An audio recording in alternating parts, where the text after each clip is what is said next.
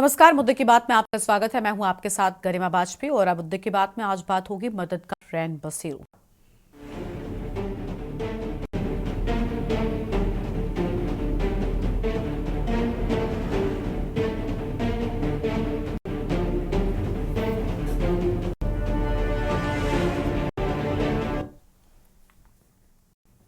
मुख्यमंत्री योगी आदित्यनाथ के द्वारा आपको बता दें, सर्दी की दस्तक देने के साथ ही जरूरतमंदों को शीतलहर व गलन के प्रकोप से राहत दिलाने को रैन बसेरों का संचालन कराने के निर्देश जारी किए गए थे।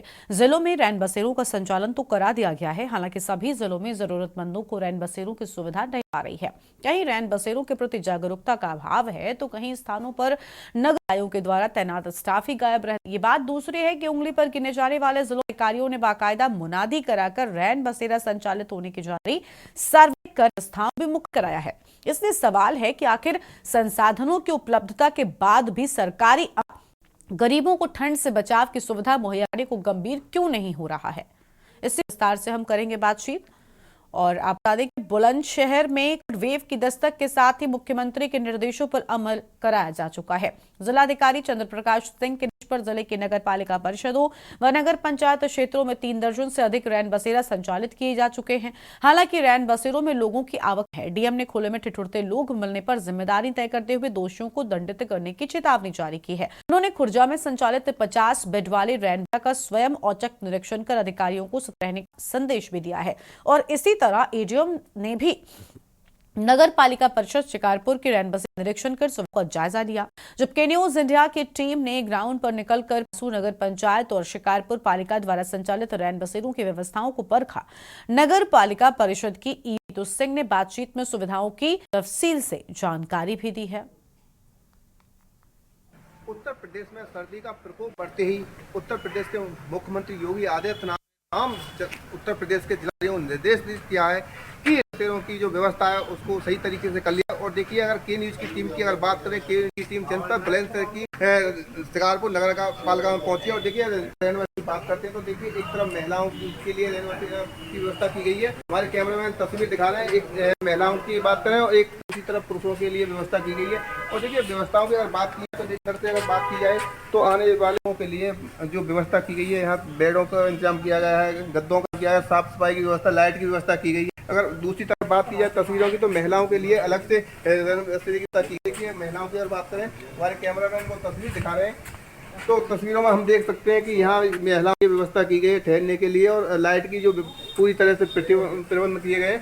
और बात की जाती है नगर का जो ईओ है, बहुत उनसे हम जानकारी लेते हैं कि आखिरकार किस तरह की यहाँ व्यवस्था मिली है और क्या किस तरह की व्यवस्था की गई है। मैडम, जिस तरह से उत्तर प्रदेश में मुख्य हो गया सर्दी का लगातार प्रकोप बढ़ता जा रहा है, रैन बसेरे बनाने के लिए निर्देश है तो किस व्यवस्था की गई आपके द्वारा? अनिल जी, हम लोगों पर पुरुष और महिला के लिए अलग अलग करी हुई रैन बसेरे थी और यहाँ पर शौचालय भी है, रूम हीटर की भी सारी व्यवस्था है। और जैसे यात्रीगण आते हैं, रुकते हैं रात में, तो उनके लिए भोजन की व्यवस्था हम लोग उपलब्ध कराते हैं। इसके साथ में हम लोग रात में जैसे जो मुख्य मुख्य चौराहे हैं हमारे पर लोग उतर सकते हैं या रुक सकते हैं, ऐसे स्थानों पर हम लोगों ने ड्यूटी भी लगा रखी है कि वो लोग रात में करेंगे और देखेंगे कि अगर ऐसा कोई व्यक्ति है जिसको रैन बसेरा में रुकना है तो हम लोग उनको ला करके रैन बसेरा में रुकवाने की व्यवस्था भी करते हैं।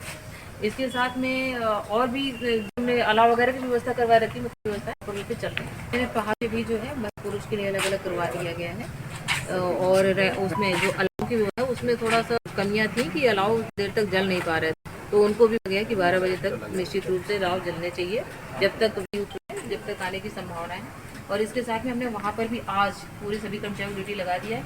कल रात में जो है एडीएम एफआर था और एसडीएम दौरान पर भी किया गया था, उसमें जो निर्देश दिए गए थे उनमें व्यवस्था करा दी कि इस वक्त जो उत्तर प्रदेश के मुख्यमंत्री ने सर्दी के बचने के लिए बहुत ही सख्त निर्देश दिए हैं और तमाम उत्तर प्रदेश के जिलाधिकारियों को सख्त निर्देश हैं। कोई भी व्यक्ति इस वजह से सड़कों पर नहीं सो की टीम रैन बसेरों का जो निरीक्षण रियलिटी चेक करने पहुंची है तो शिकारपुर नगर पालिका में जो रियलिटी चेक किया तो यहाँ की जो व्यवस्था है पूरी तरह से सही पाई गई। और जो यहाँ की जो नगर पालिका ईतू से उन्होंने तमाम अपने कर्मचारियों को निर्देश दिया है और उन्होंने कहा है कि किसी भी चौराहे पे कोई भी अगर रात में भी आ जाता है तो उसको रैन बसेरे में लाकर ठहरा जाए। और उन्होंने अलग के भी अपने निर्देश दिए कि प्रत्येक चौराहे पर लाइट की व्यवस्था की जाए।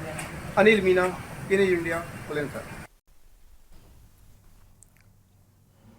वहीं रायबरेली की करें तो सरकार और शासन के निर्देश पर जिला प्रशासन शीतलहर से पात्र गरीबों को रैन बसेरों की सुविधाएं दिलाने को प्रसन्न है।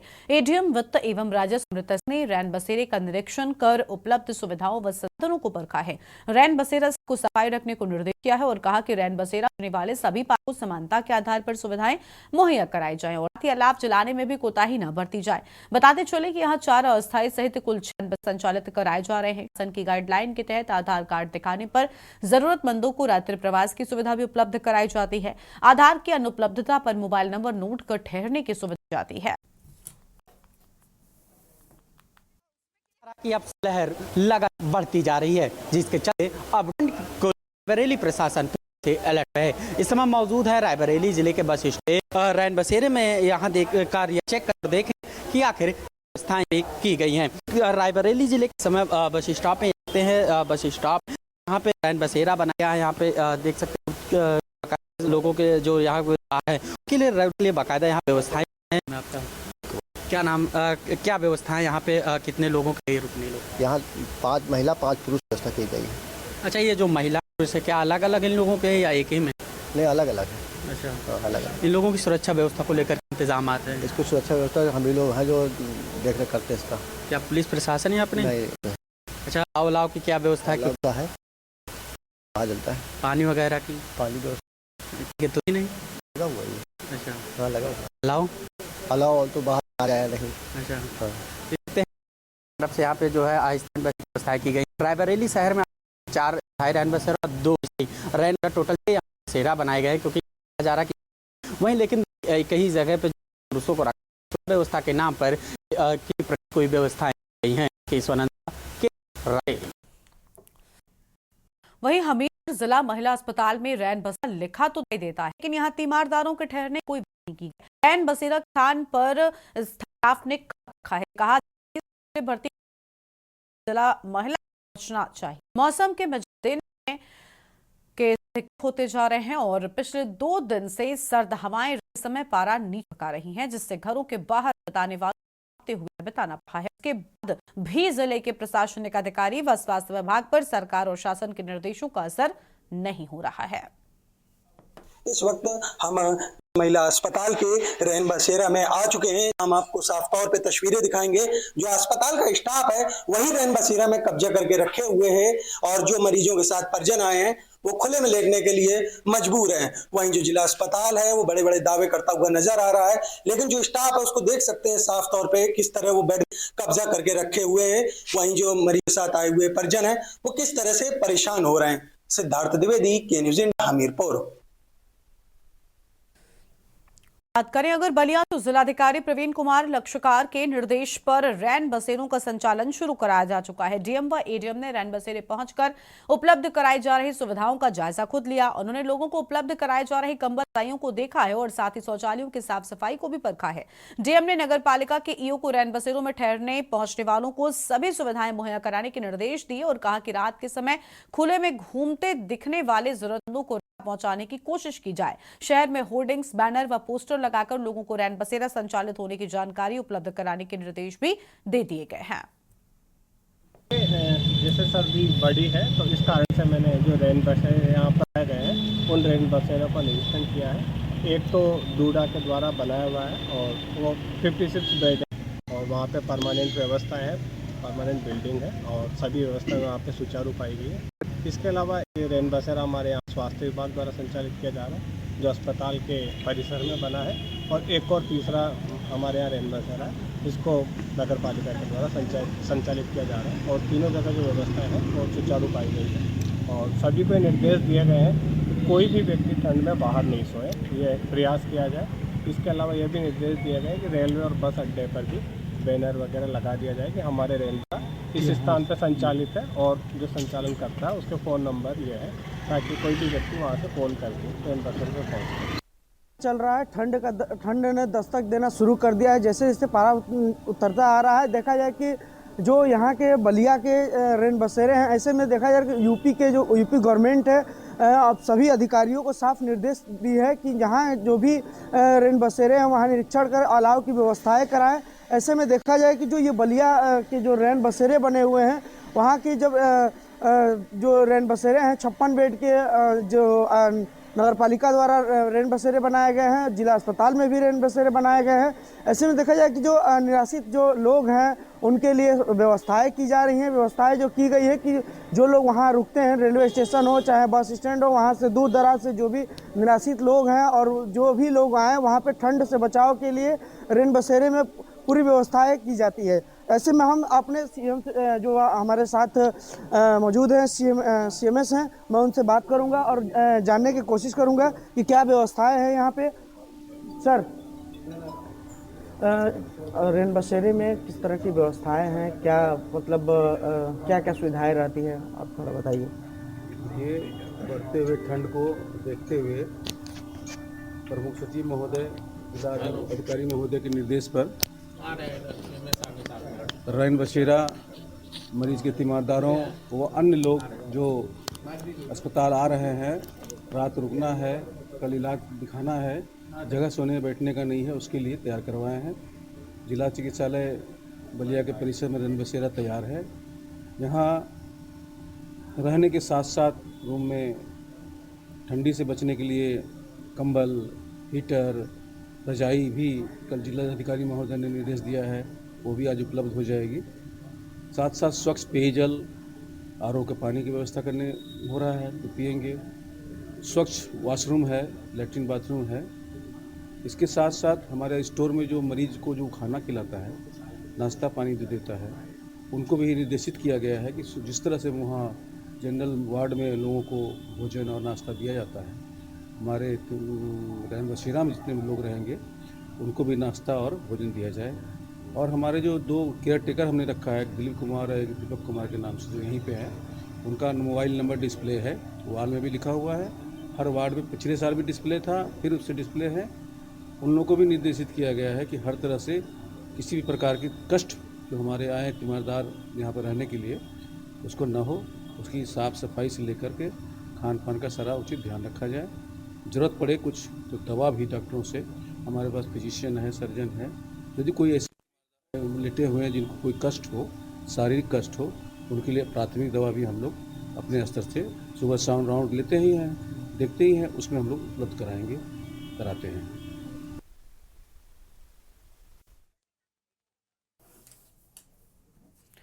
और आज इस मुद्दे पर हम करेंगे विस्तार से चर्चा। खास मेहमानों का पैनल हमारे साथ में जुड़ चुका है। सबसे पहले इनसे आपका परिचय कराते हैं। अनिल मेड़ा बुलंदशहर से हैं, सिद्धार्थ द्विवेदी हमीरपुर से हैं, केशवानंद शुक्ला रायबरेली से हमारे साथ में है, कृष्णकांत पांडे हैं संवाददाता बलिया से, ताहिरा हसन जी हमारे साथ में है, समाज सेविका हैं, प्रदीप सारंग जी हैं, वरिष्ठ पत्रकार हैं। सबसे पहले संवाददाताओं के साथ में अपडेट लेते हैं। अनिल हमारे साथ में है बुलंदशहर से। अनिल, रैन बसेरों की क्या स्थिति है? भले ही प्रशासन पूरी तरीके से एक्टिव नजर आ रहा है, खुद डीएम एसडीएम अलग अलग जगहों पर जाकर निरीक्षण कर रहे हैं, लेकिन क्या अभी भी रैन बसेरा ठीक तरीके से संचालित हो पा रहे हैं? बढ़ती ठंड से लोगों को राहत मिलने वाली है?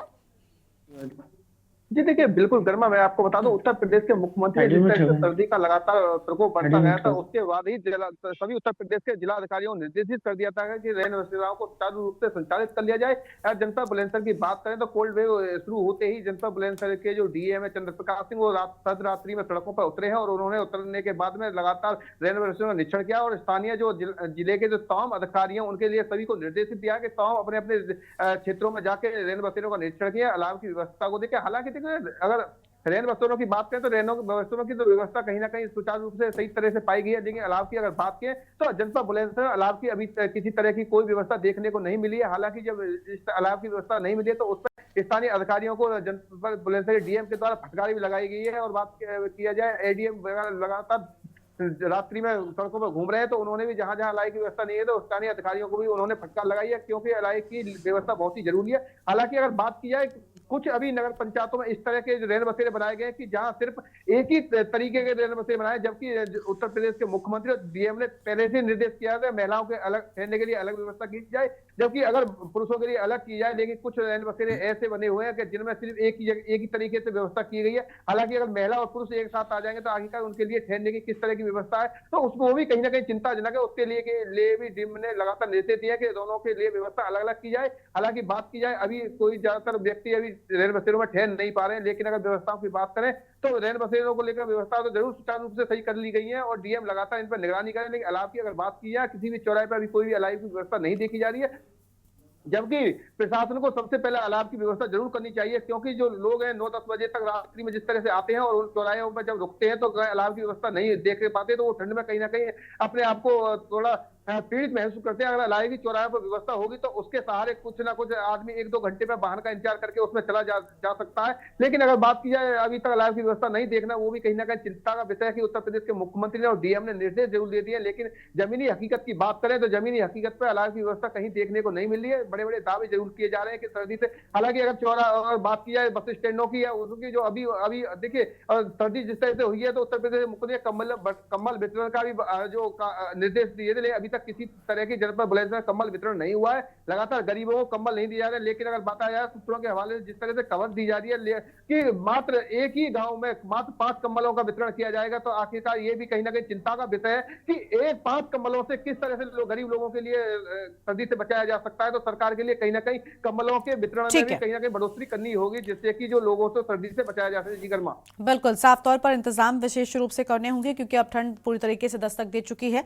बहुत शुक्रिया अनिल आपका हमारे साथ जुड़ने के लिए, हम जानकारी के न्यूज इंडिया के दर्शकों के साथ में साझा करने के लिए। हमारे साथ में सिद्धार्थ द्विवेदी हमीरपुर से है, हम उनका रुख कर लेंगे। सिद्धार्थ तक आवाज नहीं पहुंच पा रही है, और केशवानंद शुक्ला का रुख कर लेंगे रायबरेली से। उससे पहले केशवानंद, रायबरेली में क्या स्थिति है रैन बसेरों की? जरूरतमंदों को क्या मदद यहां पर मिल पा रही है?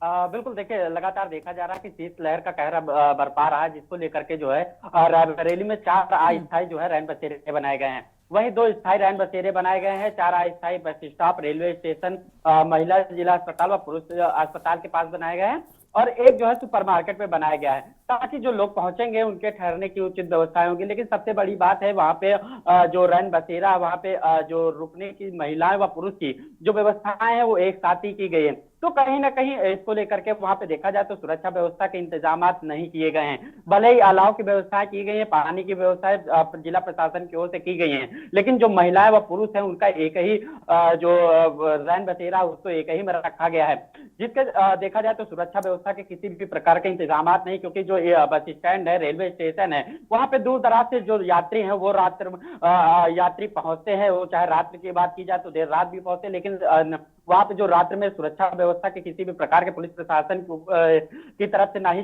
जो जिला जो पुलिस प्रशासन है उसकी तरफ से किसी भी प्रकार के इंतजाम किए नहीं, जिसको लेकर के जो महिला यात्री हैं उनमें भी काफी मायूसी देखने को मिल रही है। वहीं जिला प्रशासन की ओर से लगातार देखा जाए तो रैन बसेरों का निरीक्षण किया जा रहा है और इंतजाम की वहां पे व्यवस्थाएं की जा रही है, लेकिन सुरक्षा व्यवस्था न होना कहीं ना कहीं महिला सुरक्षा पर जरूर सवाल खड़ा करता है कि आखिर वहां पे पुलिस प्रशासन की जो व्यवस्था है वो क्यों नहीं रखी गई। और इसी में जो महिला व पुरुष का जो कॉरिडोर बनाया गया है, जो कमरे बनाए गए हैं वो एक ही में रखे गए, तो कहीं ना कहीं जो है वो सुरक्षा व्यवस्था पे जरूर सवाल खड़ा करता है। गरिमा, ठीक है, आपके पास में लौटेंगे। बहुत फिलहाल आपका हमारे साथ में और मेहमान है कृष्णकांत पांडे हैं, संवाददाता बलिया से, उनका रुख कर लेंगे। कृष्णकांत, तो बलिया से क्या तस्वीरें हैं? व्यवस्थाएं दुरुस्त करा रहे हैं अधिकारी, लेकिन क्या पूरी तैयारियां हो चुकी हैं बढ़ती ठंड में लोगों को रैन बसेरों के माध्यम से मदद पहुंचाने की?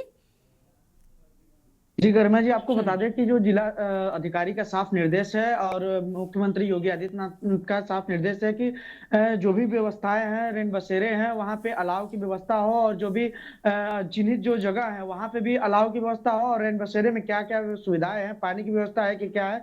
ऐसे में जिला अधिकारी जब देर रात्रि अपने अधिकारियों के साथ एडीएम, एसडीएम और सीआरओ के साथ जब निकले हुए थे, तो अधिकांश देखा गया कि जो भी रैन बसेरे हैं वहां पे जो केयर टेकर है मौजूद रहे, उनसे जानकारी भी लिए। जब के न्यूज की टीम वहां पहुंची तो उन्होंने वहां पहले से सीआरओ और ईओ मौजूद थे, जो कि यहाँ की जो व्यवस्था है, यहाँ की जो व्यवस्थाएं हैं वो पूरी तरह से समुचित व्यवस्थाएं वो रही, सफल रही। आपको जिस तरह से दिखा दें कि ये जो जिला अधिकारी ने जैसे ही निरीक्षण किया, वो यहाँ पे ये जो आश्रय स्थल है, यहाँ पे जिला अधिकारी के निरीक्षण के दौरान जो हमारे केयर टेकर हैं इनसे बात की है, और क्या क्या जानकारी है इनसे मैं जानना चाहूंगा। कैमरामैन जी, आपका नाम क्या है? विवेक जी।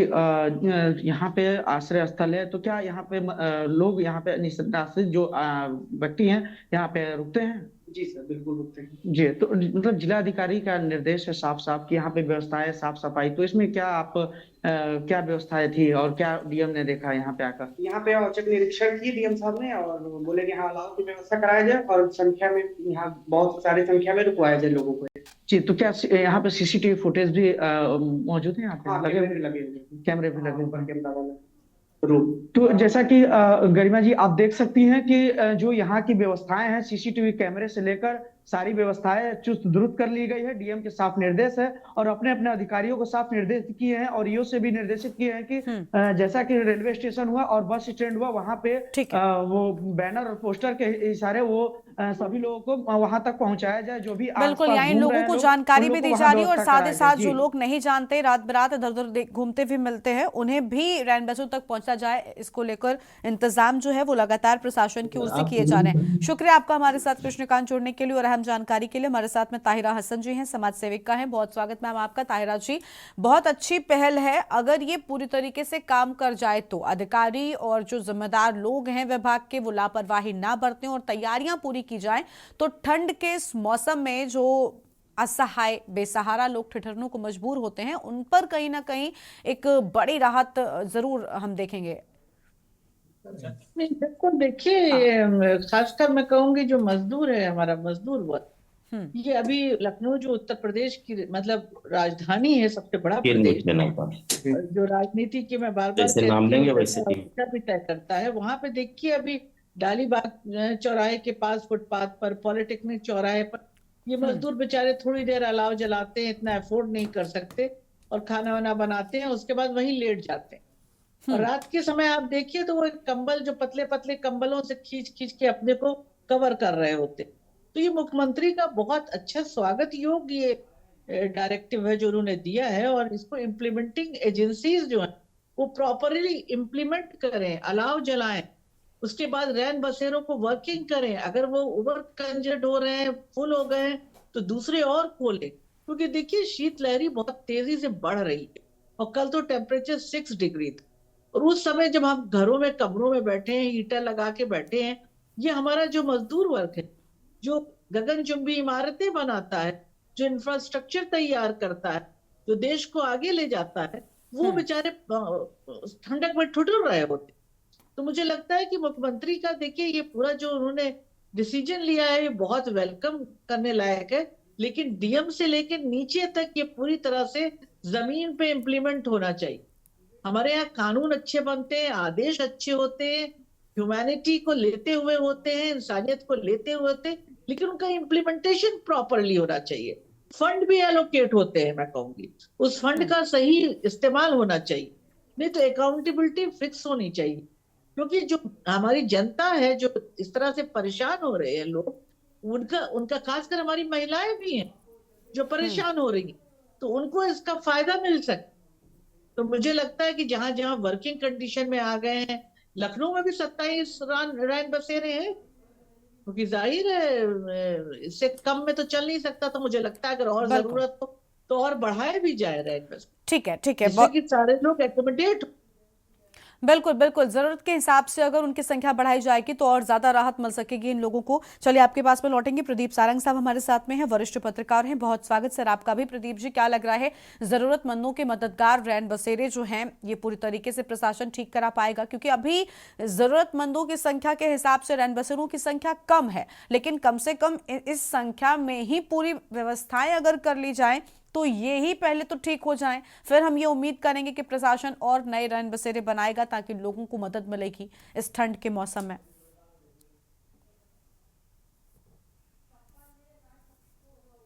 सर अनम्यूट कीजिए, आपकी आवाज नहीं आ रही है प्रदीप जी। जो रैन बसेरे बनाए गए हैं उनमें भी अभी और सुविधाओं की जरूरत है, जैसे कि गर्म पानी की व्यवस्था रहे, रात में किसी को शौच की जरूरत पड़ जाए तो शौचालय कहाँ जाएगा, ठंडक में अगर वो शहर से बाहर आधा किलोमीटर जाएगा या जहां पर तो वो वैसे जाड़े में परेशान हो जाएगा, तो वहां पर अस्थायी रूप से शौचालय की व्यवस्था कराई जानी चाहिए। दूसरा ये कि भोजन की भी प्रॉपर व्यवस्था रोज नहीं हो पा रही है रैन बसेरों में, मुझे जो जानकारी है। तो 3 व्यवस्थाएं जरूरी है मेरे हिसाब से। एक, अस्थायी शौचालय हर रैन बसेरे के पास बने, और गर्म पानी की सुविधा रात भर वहां रहे, किसी स्टोर कराया जाए गर्म पानी। और तीसरा, भोजन की प्रॉपर व्यवस्था रहे, क्योंकि जब भूखा पेट होता है तो जाड़ा फिर ज्यादा ही लगता है, और हाड़ पाव जाड़ जब होता है तो मृत्यु तक भी पहुंचती है। तो ये 3 व्यवस्थाएं अगर हो जाएं। बाकी मुद्दा ये है कि जनसंख्या बढ़ रही है उस बढ़ती जनसंख्या के हिसाब से सबको रैन बसेरा की सुविधा उपलब्ध करा पाना संभव नहीं है। फिर भी प्रशासन जुटा रहता है, प्रशासन कंबल उड़ाता है, रेलवे स्टेशन बस स्टेशन जाकर खुले में सो रहे लोगों को कंबल उपलब्ध कराता है। उनका कोशिश है, माननीय मुख्यमंत्री जी की भी कोशिश है, लेकिन अभी और हर रैन बसेरा पर ये 3 सुविधाएं देनी मेरे हिसाब से जरूरी होंगी। बिल्कुल, साफ तौर पर ये अगर चीज़ें होंगी और इतनी सारी सुविधाएं दी जाएंगी तो कहीं ना कहीं स्थिति जो है वो बेहतर होती हुई नजर आएगी। लेकिन ताहिरा जी, एक सवाल आपसे मैं करना चाहूंगी कि कई जगहों पर हम ये भी देख रहे हैं कि जो फरमान प्रशासन की ओर से जारी किया जा रहा है, एक तरफ मुख्यमंत्री हैं जो लगातार लोगों की मदद करने के लिए आगे आकर कदम बढ़ा रहे हैं, अधिकारियों को निर्देश दे रहे हैं, लेकिन कई जगहों जो अधिकारियों के द्वारा इनका पालन नहीं किया जा रहा, उनके लिए आप क्या कहना चाहेंगे? मैंने स्टेटमेंट में कहा था चीज अपना काम किए कि नहीं। मुख्यमंत्री ने जो आदेश दिया है ये बहुत स्वागत योग है। मैंने कहा उसमें मानव का एक पहलू भी, क्योंकि हम बराबर देखते हैं किस तरह से जो हमारे हैं, महिलाएं हैं, सब किस तरह से देखिए आप फुटपाथ पे और रात का स्ट्रगल देखिए, इतना दुखद जब अपने आप को कवर करने की कोशिश कर रहे हैं पतले पतले कंबलों। तो जाहिर है कि मंत्री का ये आदेश मानवता के दृष्टिकोण से भी बहुत अहम है, और जाहिर है कि लोगों को जो इस देश के सिटीजन है उनको फैसिलिटीज मिलनी चाहिए। हमारा कॉन्स्टिट्यूशन भी कहता है उनको मिलनी चाहिए, लेकिन इम्प्लीमेंटिंग एजेंसी इसको इम्प्लीमेंट कर रही है कि नहीं। मैंने पहले कहा कि फंड मिल रहा है, क्या फंड अपनी जगह पे यूटिलाइज हो रहा है, क्या वहां पर उन्हें कम मिल रहे हैं, रैन बसेरे वर्क कर रहे हैं, और जलाया जा रहा है। अलाव जलाना भी देखिए बहुत जरूरी, इस शीतलहरी जगह अलाव जलाना भी बहुत जरूरी है। इसमें सोसाइटी को भी आगे बढ़ना चाहिए। यदि सिर्फ सरकार के भरोसे छोड़े, सरकार की जिम्मेदारी है, सरकार करे, लेकिन कुछ जगहों पे मुझे लगता है कि जो फील्ड में लोग हैं वो भी, आम आदमी को भी इसमें अलाव जलवाने में आसपास देख बैठे हैं, फुटपाथ पे सो रहे हैं, तो वहां पे अलाव जलाने का, वो कंबल देने का, और फिर उसके बाद रैन बस में शिफ्ट भी कराया जाना चाहिए। ठीक है, बिल्कुल। अगर ये सारे इंतजाम पूरे तरीके से हो जाएंगे, शायद नहीं कि ओवर क्राउडेड, तो यहाँ पे तो और रैन बसेरे खोलने की भी जरूरत है, जो है उन्हें वेल इक्विप्ड भी करने की जरूरत है। ठीक है, दोनों यानी स्थितियों को अभी और बेहतर करने की जरूरत है, तभी लोगों को सही तरीके से मदद मिल पाए और जरूरतमंदों को भी। बिल्कुल, इतना मुश्किल है सर्वाइवल। बिल्कुल, तो उस लिहाज से मदद की जानी चाहिए। बहुत शुक्रिया आप दोनों मेहमानों का हमारे साथ जुड़ने के लिए और अपनी बात रखने के लिए। तो रैन बसेरा संचालित और ठहरने वालों की अब तलाश है। आखिर जो लोग भी इस ठंड के मौसम में सड़क पर देर रात घूमते नजर आते हैं, फुटपाथ पर सोते हुए नजर आते हैं, उनके लिए इन रैन बसेरों का इंतजाम किया गया है। कई जगहों पर स्थितियां बेहतर हो गई हैं, तो कई जगहों पर हम देख पा रहे हैं कि जो कमियां हैं वो भी देखने को मिल रही हैं, और मुख्यमंत्री के जो निर्देश और आदेश हैं वो ठेंगे पर दिखाई दे रहे हैं।